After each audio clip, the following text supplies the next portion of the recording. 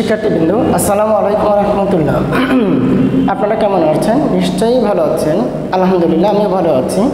Banasree national idol school কর্তৃক আয়োজিত BNIS home স্কুলে আপনাদেরকে স্বাগত জানাচ্ছি। আমি মোহাম্মদ সাইদুল হোসেন। প্রিয় শিক্ষার্থীবৃন্দ, আজকের আলোচনার বিষয় হচ্ছে গণিত বিষয়ক একটি গুরুত্বপূর্ণ অংশ। নবম শ্রেণীর গণিতের একটি গুরুত্বপূর্ণ অংশ হচ্ছে ত্রিকোণমিতি। আর এই ত্রিকোণমিতিটা হচ্ছে নবম অধ্যায়। চলুন আজকের আলোচনার বিষয়টি একটু দেখে নিই। আজকে আলোচনার বিষয়টি হচ্ছে আলোচ্য বিষয় হচ্ছে নবম অধ্যায় আর ত্রিকোণমিতিক অনুপাত। তাহলে ত্রিকোণমিতিক অনুপাত এই শব্দটা আপনাদের কাছে প্রথম, যেহেতু আপনারা নবম শ্রেণীতে উঠেছেন, এর আগে কখনো ত্রিকোণমিতিক শব্দটার সাথে পরিচিত নয়। তাহলে আমরা ত্রিকোণমিতিক অনুপাত এটাকে জানার জন্য আমরা প্রথমে একটা চিত্র এঁকে নিয়েছি যে ত্রিকোণমিতিক অনুপাতটা মূলত ত্রিভুজের সাথে সম্পৃক্ত, আর সেটা মূলত সমকোণী ত্রিভুজের সাথে। তাহলে আমরা প্রথমে একটি সমকোণী এক্স এবং ও ওয়াই এই দুইটা পরস্পর বিন্দুতে ছেদ করেছি। তো আমরা ওয়াইয়ের উপরে একটা বিন্দু নিয়েছি পি বিন্দু। এই পি বিন্দু থেকে এই ও এক্সের উপর একটি লম্ব এঁকেছি ও এম। তো আমরা জানি যে কোনো রেখা রশ্মির উপর যদি কোনো লম্ব আঁকা হয় তাহলে ওই বিন্দুতে 90 ডিগ্রি কোণ উৎপন্ন হয়। তাহলে এখানে আমরা একটা ত্রিভুজ পেয়েছি, সেটা হচ্ছে ও পি এম। তাহলে আমরা আজকের এই ত্রিভুজের সাহায্যে এই ত্রিকোণমিতিক অনুপাতগুলো দেখে নেব। তো প্রথমে এখানে একটু পরিচিতি হয়নি যে আমরা একটি সমকোণী ত্রিভুজের ক্ষেত্রে এটা হচ্ছে 90 ডিগ্রি বা 90 ডিগ্রি সমকোণ। তাহলে সমকোণী ত্রিভুজের এই সমকোণের বিপরীত যে বাহুটা থাকবে, অর্থাৎ এর বিপরীত দিকে যে বাহুটা থাকবে, এই বাহুটাকে বলা হয় অতিভুজ।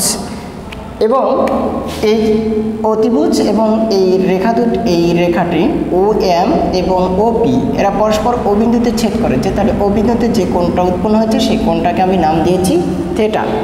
তাহলে এখানে ও বিন্দুতে এই থিটা কোণ উৎপন্ন হচ্ছে। তাহলে এই থিটা কোণের সাপেক্ষে আমরা এই ত্রিকোণমিতিক অনুপাতগুলো নির্ণয় করব। অর্থাৎ ত্রিভুজের ক্ষেত্রে যে কোনো একটি কোণের সাপেক্ষে ত্রিকোণমিতিক অনুপাতগুলো বের করতে হয়। তাহলে এই কোণের যে কোণের সাপেক্ষে আমরা ত্রিকোণমিতিক অনুপাতগুলো বের করব, সেই কোণের বিপরীত দিকে যে বাহুটা থাকবে, এই থিটা কোণের বিপরীত বাহুটা হচ্ছে পি এম। তাহলে এই পি এমটাকে বলা হয় লম্ব অথবা বিপরীত বাহু। এবং এই থিটা কোণের যে সন্নিহিত বাহু, অর্থাৎ থিটা কোণটা আর হচ্ছে যে অতিভুজ, এই দুটো এই বিন্দুতে ছেদ করে থিটা কোণ উৎপন্ন করেছে। তাহলে এই বাহুটাকে আমরা বলবো ভূমি, অথবা এটাকে বলা হয় সন্নিহিত বাহু। তাহলে আমরা এই সমকোণী ত্রিভুজের তিনটি বাহু সম্পর্কে পরিচিত হলাম। এবার আসুন যে আমরা সমকোণী ত্রিভুজের ক্ষেত্রে পিথাগোরাসের একটি উপপাদ্য রয়েছে, সেটা অষ্টম শ্রেণীতে আপনারা জেনেছেন যে পিথাগোরাসের উপপাদ্যটা হচ্ছে এই অতিভুজের বর্গ, অর্থাৎ অতিভুজ হচ্ছে এখানে ওপি। তাহলে এই অতিভুজের বর্গ সমান হবে এই লম্ব বা বিপরীত বাহুর বর্গ। তাহলে এখানে লম্বটা হচ্ছে পি এম। তাহলে এখানে পি এম স্কোয়ার যোগ ভূমির বর্গ বা সন্নিহিত বাহুর বর্গ, অর্থাৎ ও এম স্কোয়ার।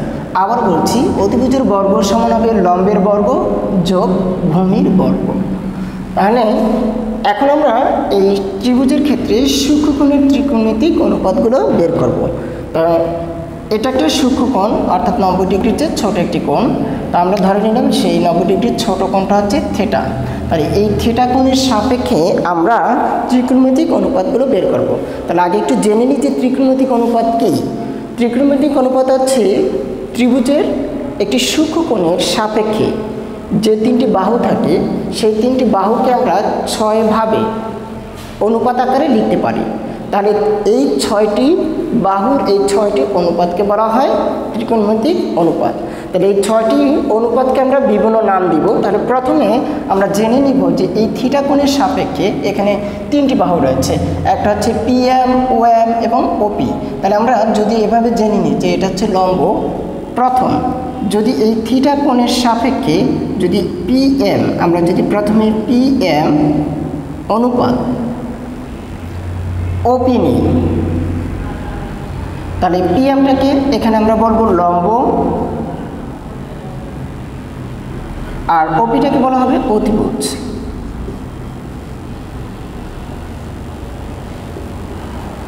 তাহলে এই যে লম্ব আর হচ্ছে অতিভুজ, এই দুইটার অনুপাত, তাহলে এই দুইটা বাহুর অনুপাতকে আমরা এটাকে নাম দেব সাইন থিটা। তাহলে থিটা দিয়েছি কেন? যে এই অনুপাতটা এই থিটা কোণের সাপেক্ষে বের করা হচ্ছে, তাহলে এখানে এই অনুপাতের নাম হবে সাইন থিটা। তাহলে এখানে লম্ব বাই অতিভুজ এই অনুপাতের নাম দেওয়া হয়েছে সাইন থিটা, অর্থাৎ সাইন থিটা হচ্ছে একটা অনুপাত, আর এই অনুপাতটা হবে লম্ব আর অতিভুজ বাহুর অনুপাত।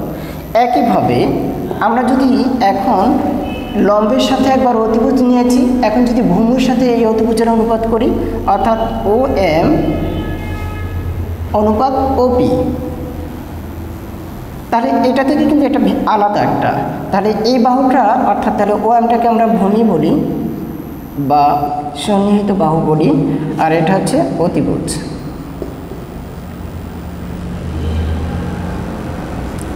তাহলে এই অনুপাতটার নাম দেব আমরা কস থিটা।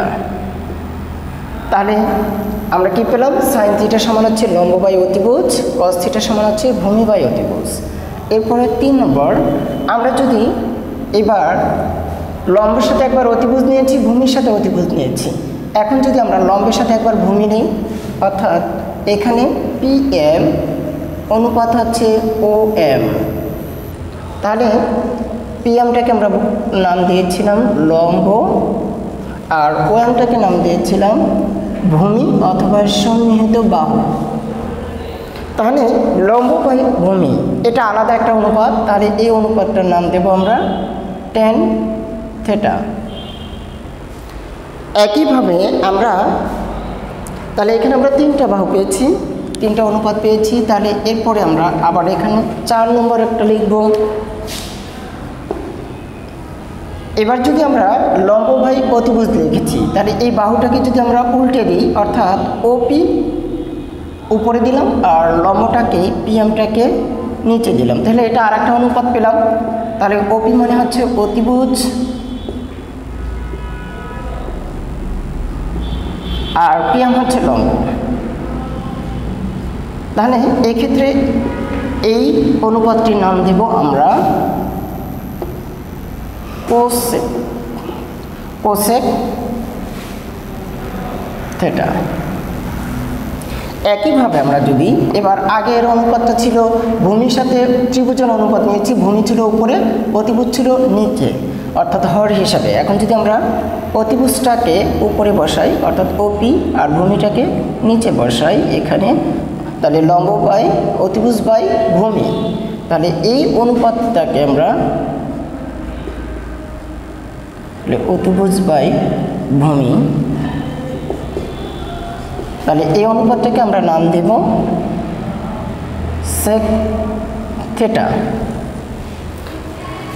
এরপরে আছে 6 নম্বর অনুপাত, যেটা আমাদের লম্বের সাথে ভূমির একটা অনুপাত ছিল, লম্ব হিসাবে লব আকারে আর ভূমিটা হর আকারে ছিল।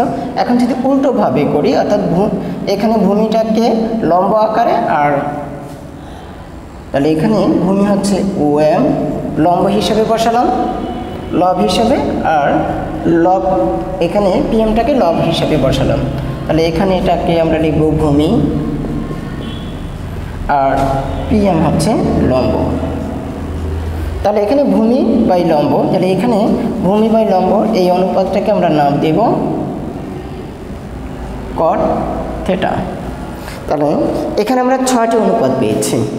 এখন আমরা এই 6টি অনুপাতের বাইরে আমাদের আরও রয়েছে ত্রিকোণমিতিক সম্পর্ক। তাহলে আমরা একটু দেখে নেব ত্রিকোণমিতিক সম্পর্কগুলো কি। তাহলে সূক্ষ্মকোণের ত্রিকোণমিতিক সম্পর্ক,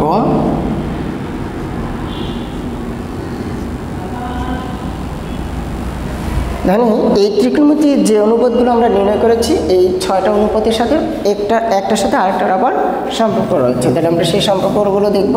যেমন সাইন থিটা, সাইন থিটা এটা হচ্ছে 1/কোসেক থিটা সম্পর্ক।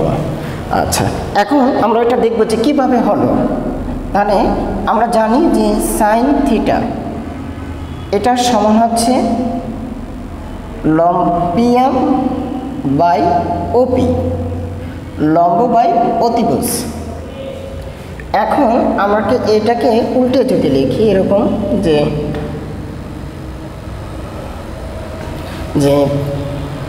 1/, এটাকে যদি এইভাবে লিখি যে 1/OP/PM, কারণ এটা উল্টে গেলে এই পিএমটা উপরেই যাবে। তাহলে এক্ষেত্রে এখানে লিখতে পারি কি 1, তাহলে এখানে OP/PM, এখানে আমাদের OP/PMটা ছিল কোসেক থিটা।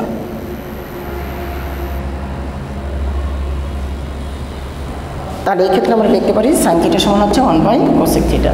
তাহলে একইভাবে এরকম আরও অন্যান্য সম্পর্কগুলো আমরা লিখতে পারি। 2 নম্বর দিয়ে লিখবো আমরা কস থিটা সমান হচ্ছে 1/সেক থিটা। তাহলে আবার এই সেক থিটাকে তাহলে কস থিটার সাথে বিপরীতভাবে লেখা যায় 1/কস থিটা। একইভাবে এটাকেও আমরা লিখতে পারি কোসেক থিটা, এটা হচ্ছে সাইন থিটার বিপরীত অর্থাৎ 1/সাইন থিটা। একইভাবে ট্যান থিটা, এটা হবে কটের বিপরীত অর্থাৎ কট থিটা। তাহলে কট থিটা আবার টেনের বিপরীত অনুপাত, তাহলে কট থিটা হবে 1/ট্যান থিটা। 4 নম্বর, তাহলে এখানে তাহলে সাইন থিটার সাথে কোসেক থিটার বিপরীত সম্পর্ক, কস থিটার সাথে সেক থিটার বিপরীত সম্পর্ক এবং ট্যান থিটার সাথে কট থিটার বিপরীত সম্পর্ক। এছাড়াও আরও একটি অনুপাত রয়েছে, সেটা হচ্ছে ট্যান থিটা, এটা সমান লেখা যায় sine theta by cos theta. ঠিক একইভাবে তাহলে এটার বিপরীত সম্পর্ক, যেহেতু টেনের সাথে কটের বিপরীত সম্পর্ক, তাহলে কট থিটা সমান হবে আবার এটার উল্টো অর্থাৎ cos theta by sine theta. তাহলে এই হচ্ছে আমাদের সূক্ষ্মকোণের ত্রিকোণমিতিক অনুপাতগুলোর মধ্যে সম্পর্ক। তাহলে সূক্ষ্মকোণের ত্রিকোণমিতিক অনুপাতের সম্পর্ক, আমরা এখানে একটু অনুপাতের সম্পর্ক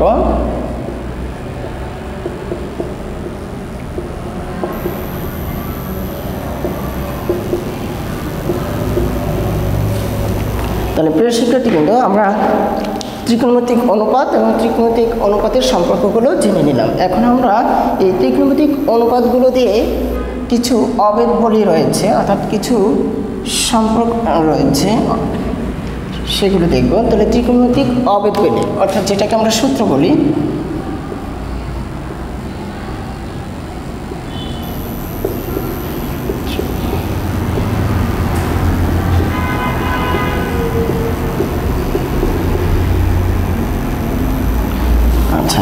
তো ত্রিকোণমিতিক অবেদবলি হচ্ছে, প্রথমে আমরা একটা ত্রিকোণমিতিক অবেদবলিকে প্রমাণ করে দেখাবো সাইন থিটা স্কোয়ার, অর্থাৎ সাইন থিটা এবং কস থিটা এই দুটা অনুপাতের বর্গের যোগফল কত হবে। তো আমরা জানি যে সাইন থিটা সমান হচ্ছে লম্ব বাই অতিভুজ, লম্ব বাই অতিভুজ অর্থাৎ PM/OP হোল স্কোয়ার। এরপরে কস থিটা স্কোয়ার, তাহলে আমরা জানি কস থিটা সমান হচ্ছে ভূমি বাই অতিভুজ অর্থাৎ OM/OP স্কোয়ার। তাহলে এটাকে স্কোয়ার করলে আমরা জানি PM স্কোয়ার আর এখানে হবে OP স্কোয়ার। একইভাবে OM স্কোয়ার OP স্কোয়ার। তাহলে এটাকে যদি আমরা সরল করি তাহলে এখানে হবে OP স্কোয়ার PM স্কোয়ার আর এটা হবে OM স্কোয়ার। তাহলে আমরা এখানে পাশে লিখে রেখেছি পিথাগোরাসের উপপাদ্য যে PM square plus OM square এটা সমান হচ্ছে OP স্কোয়ার। আর এখানে PM স্কোয়ার প্লাস OM স্কোয়ারের জায়গায় এখানে লিখবো OP স্কোয়ার আর নিচেও আছে OP স্কোয়ার। তাহলে দুটো কাটা ভাগ করলে অর্থাৎ এটার অনুপাত হচ্ছে কত 1।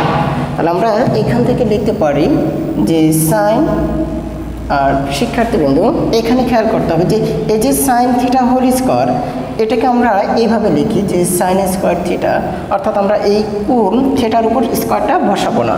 তাহলে এখানে লেখা হবে সাইন স্কোয়ার থিটা। এই সাইন স্কোয়ার থিটা বলতে সাইন থিটা হোল স্কোয়ারকে বোঝানো হয়। একইভাবে কস থিটা হোল স্কোয়ার মানে কস স্কোয়ার থিটা। তাহলে sine square theta plus cos square theta সমান হচ্ছে 1। তাহলে এটাই হচ্ছে একটি ত্রিকোণমিতিক অবেদ বলি, অর্থাৎ এখানে থিটার যে কোনো মানের জন্যই এই সম্পর্কটা সবসময় একই হয়। তাহলে একইভাবে আমরা অন্যান্য অবেদগুলো লিখতে পারি। এখন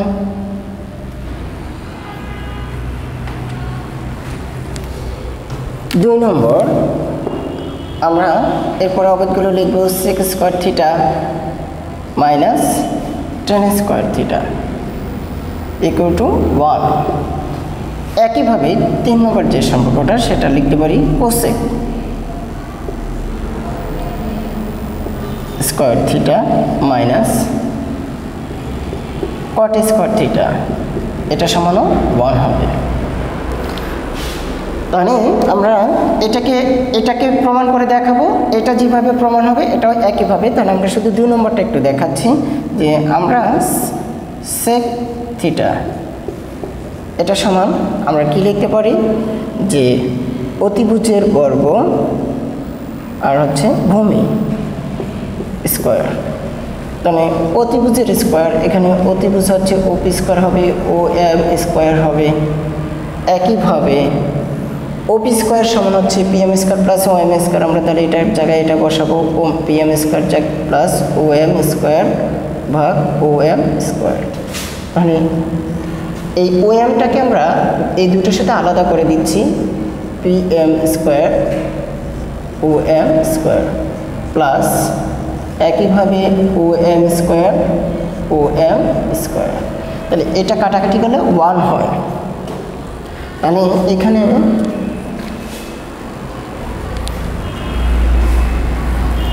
আমরা কি পাচ্ছি পিএম স্কোয়ার, আচ্ছা পিএম স্কোয়ার ও এম স্কোয়ার আমরা এটাকে পিএম ও এম হোল স্কোয়ার লিখতে পারি প্লাস এখানে হচ্ছে 1। তো পিএম বাই ও এম এটাকে মূলত টেন থিটা বলে আমরা, তাহলে টেন থিটা আর উপর স্কোয়ার আছে, তাহলে এখানে আমরা টেন স্কোয়ার থিটা প্লাস 1। তাহলে এখানে কিন্তু আমাদের সেক স্কোয়ার থিটা ছিল, তাহলে বাম পাশে ছিল সেক স্কোয়ার থিটা, তাহলে সেক স্কোয়ার থিটা টেন স্কোয়ারটাকে এই পাশে আনলে মাইনাস হবে আর এই পাশে 1 থাকবে। সুতরাং এটা একটা সম্পর্ক যে sec square theta minus tan square theta এই দুইটার বিয়োগফল 1। তাহলে একইভাবে আপনারা 3 নম্বর অবেদগুলিটাও প্রমাণ করতে পারবেন। মানে প্রিয় শিক্ষার্থীবৃন্দ, আজকের যে বিষয়গুলো নিয়ে আলোচনা করেছি সেই বিষয়গুলো ভালোভাবে আয়ত্ত করবেন, মানে এটা আপনাদের অঙ্ক করার জন্য খুবই জরুরি। তাহলে আবারও দেখাবো অন্য কোনো টপিকস নিয়ে। এই পর্যন্ত ভালো থাকবেন, সুস্থ থাকবেন। আসসালামু আলাইকুম রহমতুল্লাহ।